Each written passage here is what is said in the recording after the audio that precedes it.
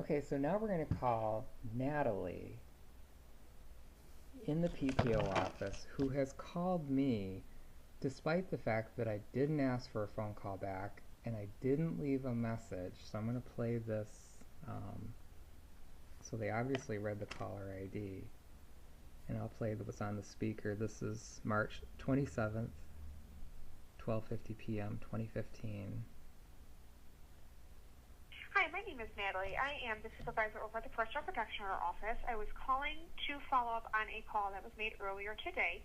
It seemed like there were some concerns with what was going on in the office, and I wanted to follow up with you on that. You could give me a call back at your earliest convenience. The number here is 517-483-6545. And again, my name is Natalie. Thank you. Okay, now we're going to call Natalie. I guess since I have the time. 517-483-6545. Call back.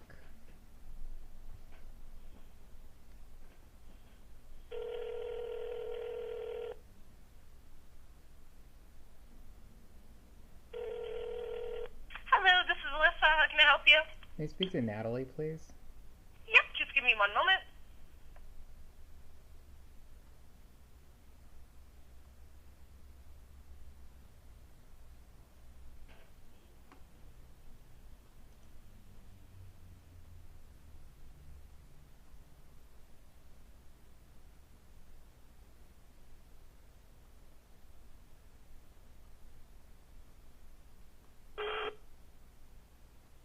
And now she's calling me again.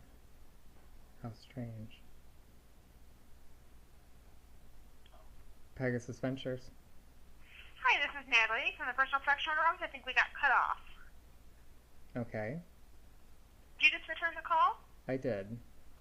Okay, I was actually calling because it seems like there was concerns that you had earlier today about a personal protection order motion, and I wanted to follow up with you on that. Yeah, I guess the first thing I'm a little confused about is, how did you get my phone number? Through caller ID. And you feel free when someone doesn't ask you to call to simply call them? Well, whenever there's an issue with my staff, I always like to follow up to make sure that things were handled correctly. Even if that's not been asked for? Yes. So, okay. Your staff are giving out bad information. Okay, what bad information? Well, they're telling people that they have to come in to schedule. In this case, I'm acting kind of as a next friend on a motion to modify a PPO, and that's just not true. Actually, that is correct. In this court, the process would be you would have to file a hearing. Are you acting as a next friend, or have you been appointed a next friend? Okay. I actually just spoke to Shauna Dunnings. Uh-huh. You are wrong.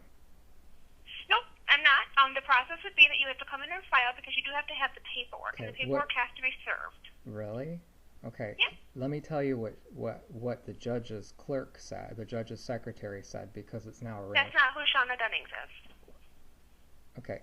I've had two conversations since I got off the phone with Adam. One was with Judge Lawless's assistant, and the other, literally as you called the first time, was Shauna Dunnings. We now have this scheduled.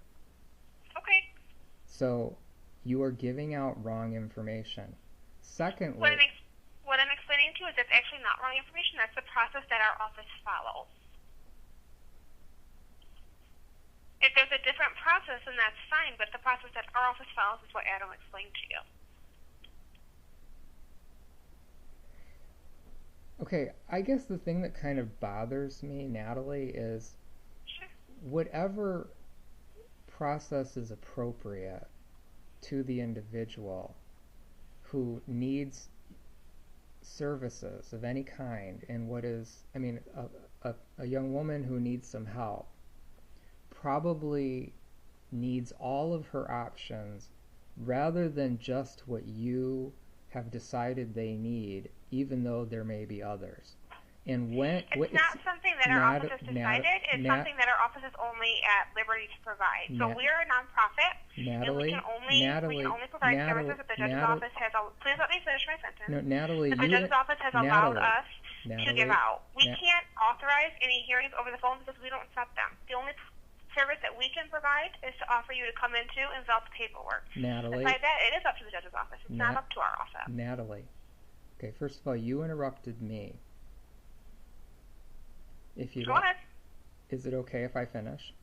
Sure, absolutely. Thank you. Okay.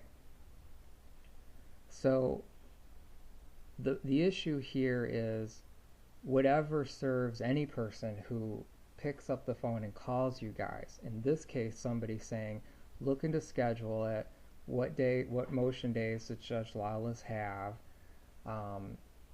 The first thing I was told is that you gave the first person I spoke to gave me two other judges' names, and I'm like, well, that's not who's assigned to it. Which may be, I don't know what that's all about, but it may be those two judges hear it in lieu of Judge Lawless, which is entirely fine. I don't know, but they didn't explain that. Okay. Okay. But when I spoke with Judge Lawless's administrative assistant, we got it all scheduled. Your people are giving out bad information. For example, that this has to be notarized, which is not true. The proof of service has to be notarized. You're right. The proof of service has to be notarized.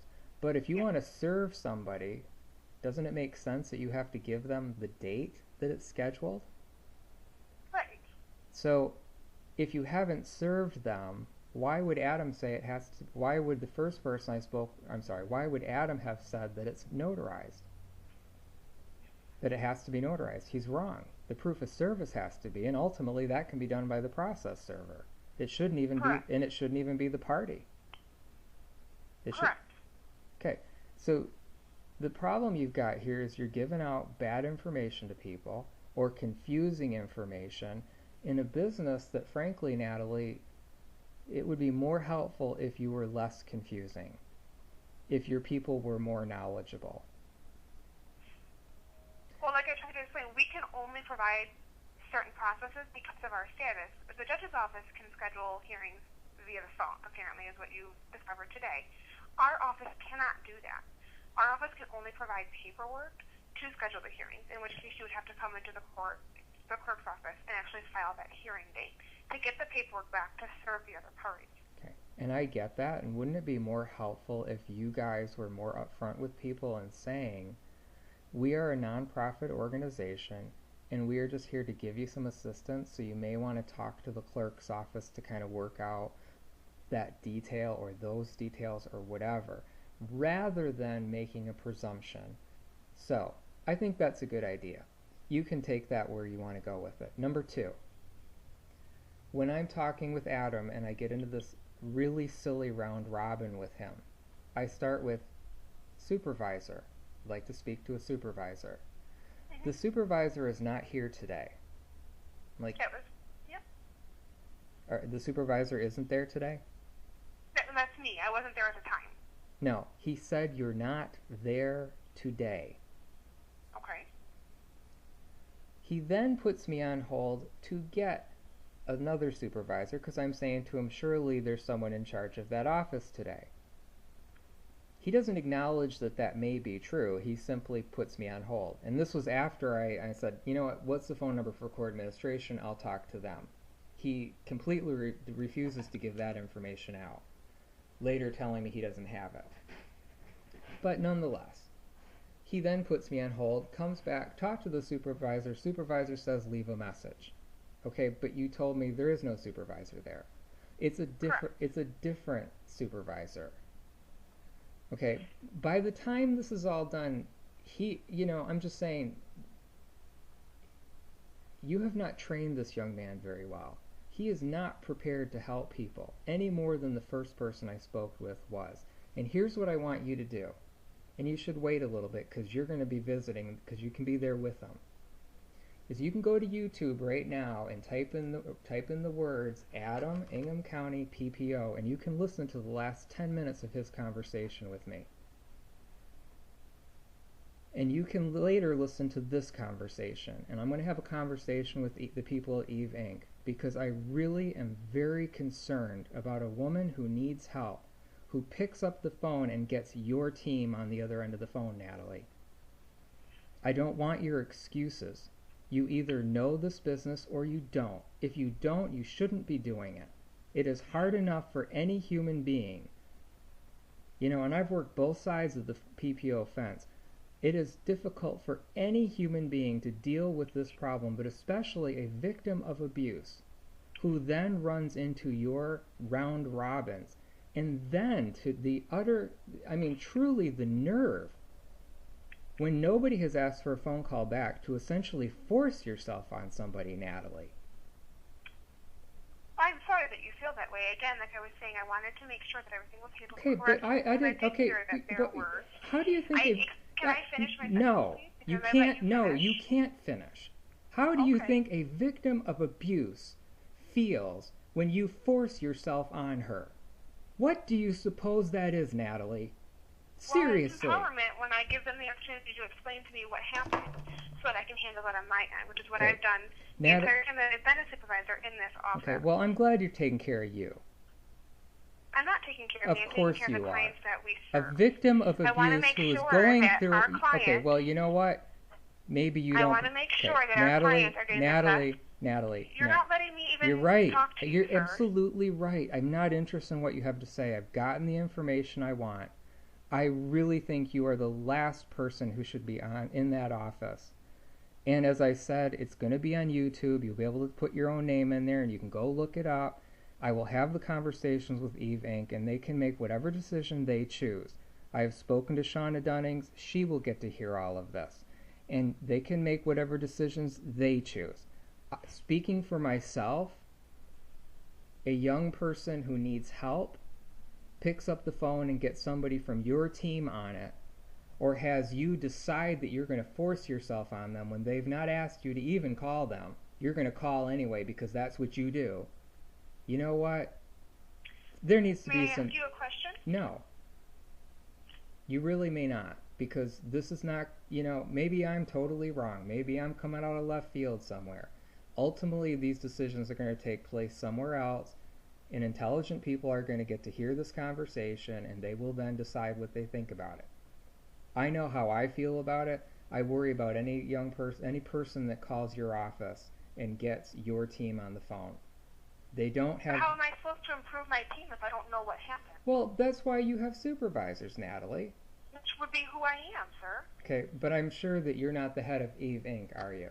No, sir, I'm not. Okay. I can give you that phone number if you'd like. I've already got But it. the changes come within my office, and I can't make any changes or make any additions or make any corrections in training if I don't know what Well, happened. what do you... Okay, well, maybe... So that's what I'm trying to figure out here today. Well, Natalie, maybe you're not going to get the information. The first problem I have with you is, by what nerve do you have to pick up the phone and call and track people? I mean, people who are victims of abuse, you're going to track their phone number and call them back. You don't think that might bother somebody? Like I said, we give people the opportunity to be empowered to explain what happened You so empower... that they can make changes. So you empower them by forcing yourself on them. No, sir, we empower them by letting them speak their voice. Even when they don't want to speak it to you? I did not know you did not want to speak it to me. I knew that there was an issue in my office. I knew that things may not or may have been handled incorrectly. There may or may not have been given wrong information, and I wanted to follow up with you on that to see how that was handled and see what information was given to you so that I can make sure that our team is the best team possible for all victims of domestic violence, sexual assault, and stalking, which is what we serve in Ingham County. How did you tell me you got my phone number? Through our caller ID, which is how I contact many victims. So you didn't have... You regularly do this? Somebody calls your office and you call them until you get what you want from them? I never said I was getting what I want, sir. I said what is it you want? I was calling to make sure that you are okay and that things were handled correctly, and if they were not, how I can make the changes. And if I don't ask for that, you're going to simply do it anyway. Okay. So I guess in a world where we want to empower people, where they can make their own choices, right? People make their own choices. They do. We respect the consumer, right? People make their own choices, and we empower victims daily in this office. Oh, if you don't wish to continue speaking with me, that's fine. I'm explaining why I called you back. Oh, no, I'm helping you dig your hole. I want people to really understand what you're doing. I'm stunned What that I'm you... doing is assisting victims of domestic violence, sexual assault, and stalking. I don't think you are. And obtaining and maintaining personal protection orders. I think you make it worse for people. I'm sorry that you feel that way. Okay. It does. See, here's the question. Now, if you're truly about empowering, I want you to think about what I've said. This is what I'm saying. As someone who's called your office and who's expressed some concerns, what I just said to you, I want you to think about your answer. Think about what you just said to me. That I empower victims with domestic violence, sexual assault, and No, stalking, and after obtaining that, and maintaining personal protection orders? Okay. You don't respect people. I very much respect people, which is why I'm calling you back to Okay. figure out what happened. So when I say I don't feel respected,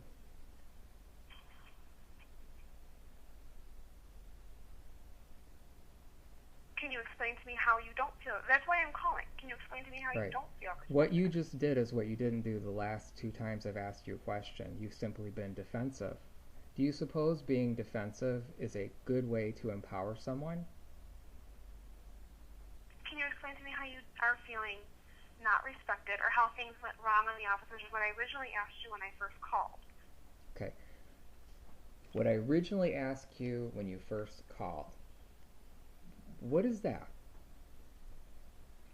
Remember me what your original question was. You don't remember? You haven't let me respond to any questions, so I can't remember what your original question was. Right. No. Do you, There's been many questions. Okay, so what you just did right now, I'm isolating your behavior. What you've just done now is defensive. Pretty much anything I say to you, you respond in a defensive manner. You don't come back with, it's like, I'm sorry you feel that way. What is it that makes you feel that way? It's, I'm sorry you feel that way. I'm just here to empower people, and you have like a little speech that you give, which you've given several times. I heard it the first time. I've asked you 3 I don't times think you what hear made people. You feel I would say empowering people probably is not keeping track of their caller ID and calling them when they have not asked for a phone call. If they don't, I would think that people who are to whom you respect, that if they didn't ask you to call them, you wouldn't reach out and call them. Well, I guess then let me explain why I feel that is empowering. Maybe you can understand what my side of the story is.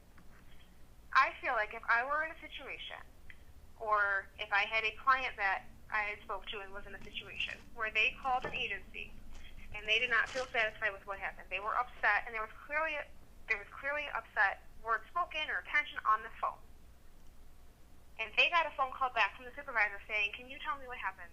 Because I'm trying to figure out how I can better my staff. I'm trying to figure out what happened here, what was the wrong information. Maybe I can clarify what was said wrong to you or was interpreted wrong to you, depending on what the words were used, and we can move from there. So that way I know how to tell my staff, maybe we should explain things this way.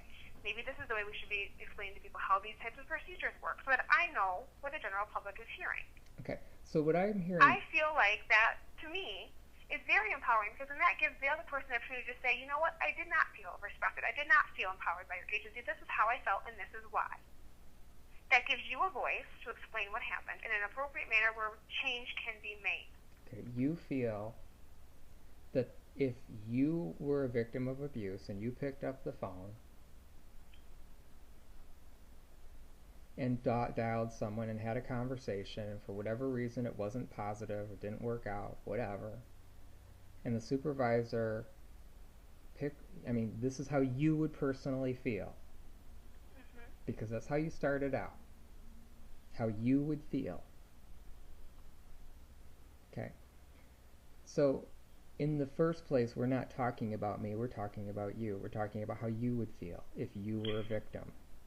But actually what I said is, if it were me or if it was a victim that I was working with that had dealt with another agency. Right. If it's you.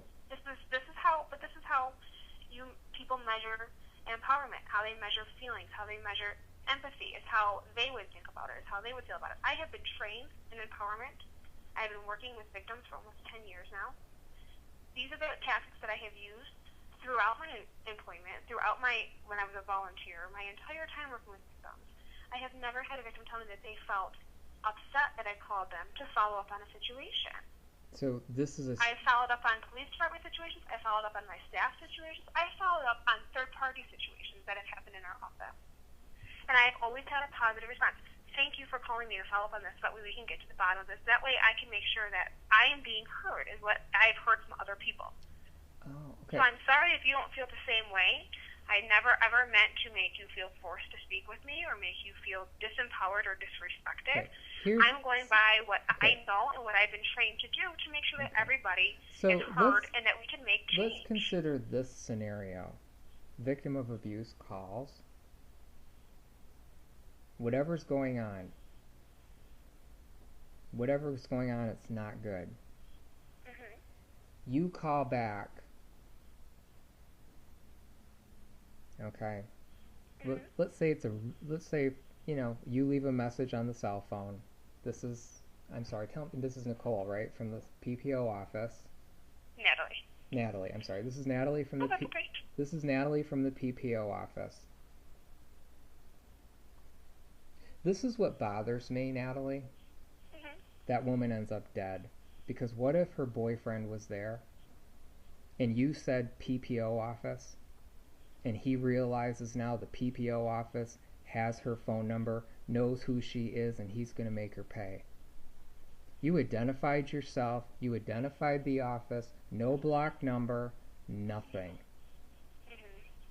Can you see that could be a serious, I mean, putting this, okay, you know what, and put aside something that she's dead.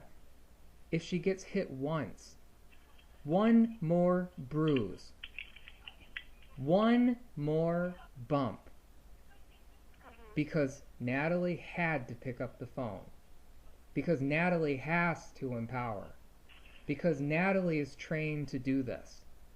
Okay, but in the real world, what if that woman picks up that phone? She is, you're the first place she's called. She should have called 911. I used to work on crisis intervention. They would call us all the time. I'm sure you get those phone calls, right? We do. Okay. And you decide to call back. And because of you, in 10 years, somebody doesn't get hurt. This is about you. This is not about... That's actually not correct. If we had gotten a phone call from somebody and the situation was they were calling for the first time, there was not a PPO in place, things of that nature, you're correct. I would not identify myself on a voicemail. I would not even leave a voicemail. However, knowing that there was a personal protection order in place means that if I identify myself to you on your voicemail, it's not going to be any more danger because that PPO has already been in place. It's already in the public. We have different protocols and different procedures for different types of cases. Natalie, I guess in your experience, the minute the judge signs the order, nobody ever breaks it, right? No, I would never say that, nor did I ever imply that. Oh, so under what circumstance is it ever appropriate for you to say, this is Natalie from the PPO office?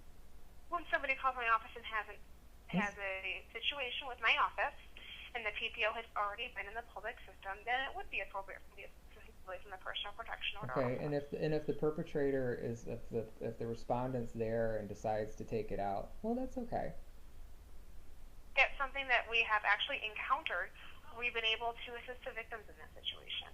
I'm not going to go into step by step how we deal with every situation. What I'm saying is, you cannot take what happened as far as leaving a voicemail on your voicemail today, the same as if you were a first-time caller with your perpetrator right there with you.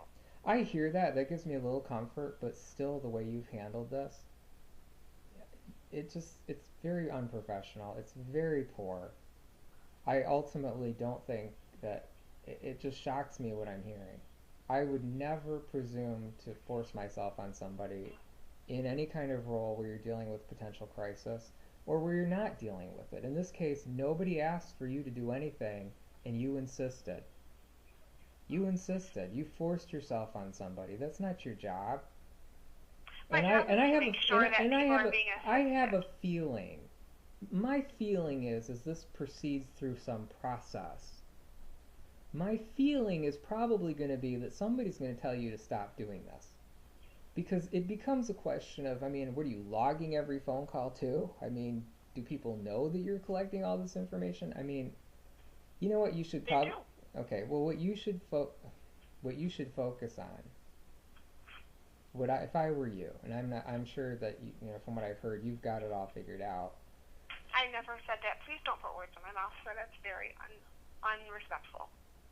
It's unrespectful? I don't feel the least bit. I don't feel respected at all today. I had a very bizarre conversation with you. And I asked you why not. I'm trying to understand. I'm trying to give you the respect. I'm giving you the time to figure out what happened. You gave bad information out. That's where it started, and then you become unprofessional beyond that. And so I tried to explain to you that it's not necessarily bad information. It's the information that our office is able to assist with. Okay, so my next follow-up question to you, which I'm trying to ask regarding the information. Stop it. You think this is something to giggle about? I never giggled. What was that? I sighed. Oh. Are you having a bad day? I'm getting frustrated, to be honest, because I'm trying to ask you a follow-up question on the bad information, and you're not allowing me to do that. You're right. Is that bad? Can't people say, I'd like to finish the first thought before we move it on to the second one? I thought we had finished the first thought when you told me we gave bad information, and I was trying to explain it's not necessarily bad information. My next question was going to be, can you tell me what was said? So you're going to force yourself on me? No. You just did. I don't even know what the first question was now. This is what you do. Okay. Maybe when you're done talking, you should ask people if they understand. But you don't do that. Instead, you simply move on to the next thing because you're taking care of Natalie. Natalie's being taken care of. Do you want to continue this conversation or no? I've been recording this phone call for 25 minutes and 45 seconds. As I said, what I intend to do is give this to smart people in your organization, and hopefully they will make some assessments. This is for them to decide. And if you want to continue on with this, I don't know why you would. Clearly... Because I'm trying to make sure that we're all on the same page. I'm trying to make sure that you understand the processes that happen here. I'm trying to make sure that I understand what happened here today. Okay. You're going to give out the information you give out regardless of what I say. Right? That's actually incorrect. Okay, what changes are you going to make today because of our conversation? If I could understand what happened more, I could make changes to the way my staff explains our process and our role in the court system to make sure that everybody understands our process and our role. But I cannot do that without follow-up questions. I cannot do that without understanding what was said and what was misunderstood. Maybe you start out by saying this is Eve Inc. instead of saying Personal Protection Order Office. We can't actually do that. We have to say this is the Personal Protection Order Office. We want to make sure that we separate our office as much as possible for when perpetrators do call. It is a safety issue for our clients. I'm sure you can agree with me that having a call from a county agency is a lot less harmful to a victim than having a call from a domestic violence agency. Well, what I agree with is here in Kent County, we have professional people who are the actual court answering the phone, not people who you can mistake as being the court. We don't, and I don't know what you do down in Ingham County, but here in Kent County, we have actual professionals answering the phone. Well, we are professionals, sir. What are we happen to not work for the court. What are your credentials? My credentials are I have a bachelor's in arts and criminal justice from Michigan State University and a Juris Doctorate from Thomas Cooley Law School. You're an attorney? My credentials, however, You're an attorney? I never said I was an attorney. I am not an attorney. Did you just say you have a Juris Doctor? I have a Juris Doctorate, yes, I do. What does that mean in real English to you? I have a law degree. I am not an attorney. Okay, so you're not a licensed attorney, but you are a trained lawyer. I have a Juris Doctorate. There's plenty of people that have a Juris Doctorate that are not attorneys. Okay, so what's the difference? The difference is one is licensed to practice law, one is not. Okay. So you are, as I said, you are trained to be a lawyer, correct?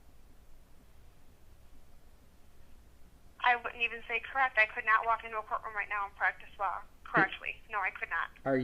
Would you be qualified to go to the Michigan Bar Association and take their test? I would be. Okay, so other than being licensed, you are trained to be a lawyer. You just have to pass the test, right? I would have to study. Okay. I have not started to doing that as of yet. However, my credentials have nothing to do. Well, if you're a my job right okay, now. the reason I asked you that is if you're a professional, I was wanting to know what your credentialing is. Sure. So when I ask you if you're trained as a lawyer, the answer is yes. But, sir, I don't believe that's the case. I feel like to be trained as a lawyer, you do have to be able to be willing to go in, be able to go in. Maybe that's where our miscommunication is now. To me, being trained as a lawyer means I could walk in right now into a courtroom and practice law. Right. And as I said, comfortably, with or without a license, right? Right. So let's say a license isn't important. Comfortably, I could go into a courtroom and practice law. I could not do that. Right. I would not say that I could do that. In the point that you missed earlier that I'll reiterate now, Sure. is this is about you. It's what it means to you. The average public would agree with me. She has a JD, therefore she's trained to be a lawyer. You say no. And I'm saying I'm in a huge round robin about something that is the average person. If you put 100 people in a room, as I used to ask my foster kids, if you had 100 people in a room, how many people are going to agree with you, Natalie? One? I think it depends on who you ask, sir. Okay. And again, I went to explain why I said what I said. I don't want an explanation. I'm saying you're trained to be a lawyer. You're a trained lawyer. You're trained to be a lawyer. You just don't have the license. Big deal. So what does it have to do with my job here, sir? Well, what does it have to do with me trying to figure out what happened today? What it has to do with it is what you've done with me now several times is exactly what Adam did. You still don't get it. And it's stunning. It's unprofessional. I'm afraid for any woman that calls your office. Because you're taking care of you, you're not taking care of them, you're doing your procedures, you don't learn from your mistake. The issue today was very simple. If you need to schedule it, here's what you should do. And if it's not, excuse me, okay. If it's not A, there might... So I'm going to go ahead and end this conversation. Good. You have a good day.